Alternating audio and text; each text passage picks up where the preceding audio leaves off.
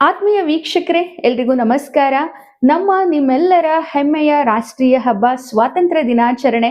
ಹೌದು, ಆಗಸ್ಟ್ 15ರಂದು ಸ್ವಾತಂತ್ರ್ಯ ದಿನಾಚರಣೆಯನ್ನ ಎಲ್ಲಾ ಕಡೆ ಸಂಭ್ರಮದಿಂದ ಸಡಗರದಿಂದ ಆಚರಣೆ ಮಾಡ್ತಾರೆ.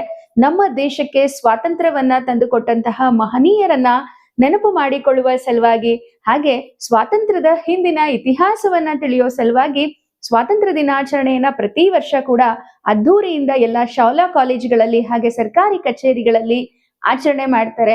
ಈ ಆಗಸ್ಟ್ 15ರ ಸ್ವಾತಂತ್ರ್ಯ ದಿನಾಚರಣೆ ದಿನ ಒಂದು ಪುಟ್ಟ ಭಾಷಣವನ್ನ ಮಾಡಿದ್ರೆ ಯಾವ ರೀತಿ ಇರುತ್ತೆ ಅನ್ನೋದನ್ನ ಈ ದಿನದ ವಿಡಿಯೋನಲ್ಲಿ ನೋಡ್ತಾ ಹೋಗೋಣ. ಸರ್ವರಿಗೂ ಶುಭೋದಯ. ಕೋಟಿ ಕಂಠಗಳಿಂದು ಹಾಡುವವು ವಿಜಯ ಗೀತೆ, ಸ್ವಾತಂತ್ರ್ಯದ ಬೆಳಕಿನಲ್ಲಿ ನಲಿವುದಿ ನಮ್ಮ ಭರತ ಮಾತೆ. ವೀರರ ತ್ಯಾಗದ ಬಿಸಿಯಲಿ ಅರಳಿದ ನಾಡಿದು, ನೆತ್ತರ ಹನಿಯಲಿ ಬರೆದ ಸಾಹಸದ ಕತೆ ಇದು. ಶಾಂತಿ ಪ್ರೀತಿ ಐಕ್ಯತೆಯೇ ನಮ್ಮಯ ಮೂಲ ಮಂತ್ರ, ಎಂದೆಂದಿಗೂ ಅಮರವಾಗಿರಲಿ ಈ ನಮ್ಮ ಸ್ವಾತಂತ್ರ್ಯ. ಗೌರವಾನ್ವಿತ ಗುರು ಹಿರಿಯರಿಗೂ, ಶಿಕ್ಷಕ ವೃಂದದವರಿಗೂ ಹಾಗೂ ನನ್ನ ಪ್ರೀತಿಯ ಸ್ನೇಹಿತರಿಗೂ ಸ್ವಾತಂತ್ರ್ಯ ದಿನಾಚರಣೆಯ ಹಾರ್ದಿಕ ಶುಭಾಶಯಗಳು. ಸ್ವಾತಂತ್ರ್ಯ ದಿನಾಚರಣೆಯು ಭಾರತೀಯರೆಲ್ಲರೂ ಅತ್ಯಂತ ಸಂಭ್ರಮ ಮತ್ತು ಸಡಗರದಿಂದ ಆಚರಿಸುವ ಹೆಮ್ಮೆಯ ದಿನವಾಗಿದೆ. ಏಕೆಂದ್ರೆ ಆಗಸ್ಟ್ 15 1947ರ ಶುಭ ದಿನದಂದು ನಮ್ಮ ದೇಶವು ಬ್ರಿಟಿಷರ 100 ವರ್ಷಗಳ ದಾಸ್ಯದ ಸಂಕೋಲೆಯಿಂದ ಮುಕ್ತಿ ಪಡೆದು ಸ್ವತಂತ್ರ ದೇಶವಾಯಿತು. ನಮ್ಮ ಈ ಸ್ವಾತಂತ್ರ್ಯವು ಸುಲಭವಾಗಿ ದೊರಕಿರದೆ, ಇದರ ಹಿಂದೆ ಸಾವಿರಾರು ದೇಶಭಕ್ತರ ರಕ್ತ, ಬೆವರು ಹಾಗೂ ಅಪಾರವಾದ ತ್ಯಾಗವನ್ನು ಕಾಣಬಹುದಾಗಿದೆ.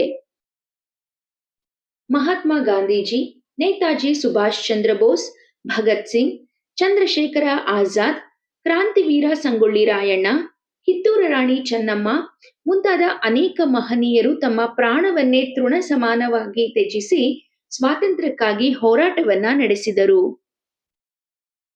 ಅಷ್ಟೇ ಅಲ್ಲದೆ ಭಾರತೀಯರೆಲ್ಲರೂ ಜಾತಿ ಧರ್ಮ ಮರೆತು ಒಂದಾಗಿ ನಿಂತು ಬ್ರಿಟಿಷರನ್ನು ನಮ್ಮ ದೇಶದಿಂದ ಹೊರಗಟ್ಟಿದರು.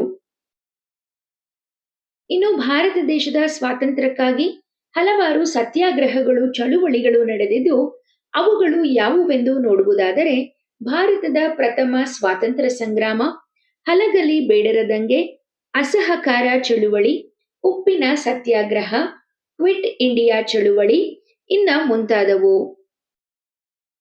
ಇನ್ನು ನಮ್ಮ ಆಗಸದಲ್ಲಿ ರಾರಾಜಿಸುತ್ತಿರುವ ನಮ್ಮ ರಾಷ್ಟ್ರಧ್ವಜವು ಪ್ರತಿಯೊಬ್ಬ ಭಾರತೀಯನ ಸ್ವಾಭಿಮಾನದ ಸಂಕೇತವಾಗಿದೆ.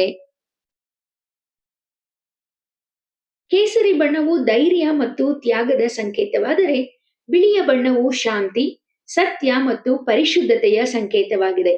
ಇನ್ನು ಹಸಿರು ಬಣ್ಣವು ಸಮೃದ್ಧಿಯ ಸಂಕೇತವಾಗಿದೆ.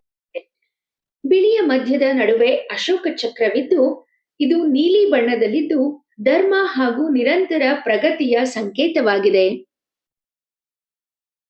ಕೊನೆಯದಾಗಿ, ಸ್ವಾತಂತ್ರ್ಯವನ್ನ ಪಡೆದಿರುವುದು ಎಷ್ಟು ಮುಖ್ಯವೋ ಅದನ್ನ ಕಾಪಾಡಿಕೊಳ್ಳುವುದು ಮತ್ತು ದೇಶವನ್ನ ಪ್ರಗತಿಯತ್ತ ಕೊಂಡೊಯ್ಯುವುದು ಕೂಡ ಅಷ್ಟೇ ಮುಖ್ಯ.